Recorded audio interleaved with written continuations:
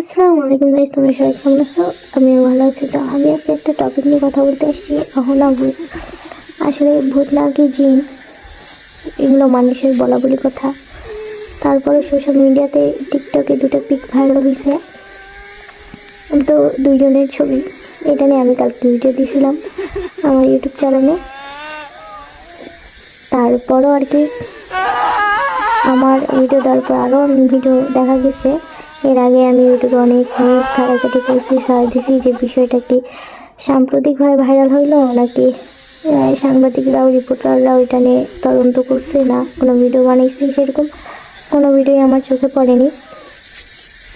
আসলে এই অহনাভূতটা কতটুকু সত্য তা এখনও জানা যায়নি। তবে এই অহনাভূত নিয়ে মানুষের অনেক অনেক চিন্তাভাবনা মনে মনে আর কি, সবাই চিন্তাভাবনা করতেছে এটা জিন হতে পারে, এটা পেতনি হতে পারে, অথবা এটা মানুষের কর্মকাণ্ড। আসলে আমার মতে এরকম অনেক পিক এখন গ্রাফিক্স দিয়ে এডিট করা যায়। তো এই ছবিটা রিয়াল কিনা সেটাও এখনও জানা যায় নাই। আর এই ছবি কে তুলছে বা কোথা থেকে আসছে সেটা এখনও খোঁজখবর ঠিক মতো পাওয়া যায় নাই। সোশ্যাল মিডিয়ায় যে যার মতো করে ছাড়তেছে। এর আগেও এরকম নানা ধরনের ভিডিও ভাইরাল হয়েছে, পরে জানা গেছে এগুলো গ্রাফিক দিয়ে করা, এই দিয়ে করা। তো অনেকেই ভিউ পাওয়ার জন্য এই কাজগুলো করতেছে। আর তবু মনে হয় এটা কোনো অন্য বিষয়, যারা আঘাত হয়েছে বা যে ব্যক্তি আঘাতপ্রাপ্ত হয়েছে কেউ মারা গেছে শুনছি, তো এর মধ্যে হয়তো অন্য কোনো রহস্য আছে।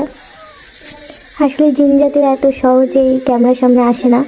আর মানুষ যেভাবে ছবি তুলছে, স্পষ্ট এমন কোনো ছবি আজ পর্যন্ত দেখা যায়নি আমার জানা মতে। তো আমার মতে এগুলো সব এডিট করা।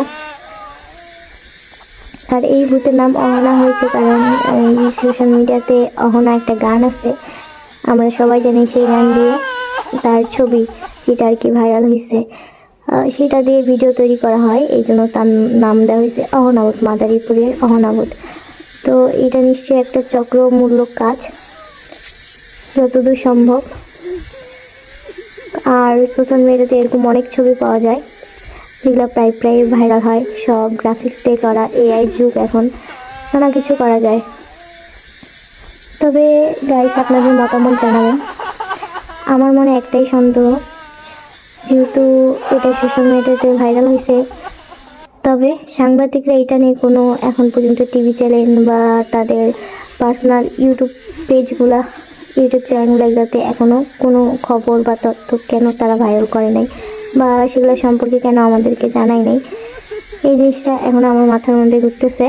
আমার মতে এখানে অন্য কোনো রহস্য আছে, এটা সম্পূর্ণ ফেক। এই রহস্য ঠিকই একসময় উদ্ঘাটন হবে। তো আপনারা সবাই আপনাদের মতামত জানাবেন আমাকে অবশ্যই।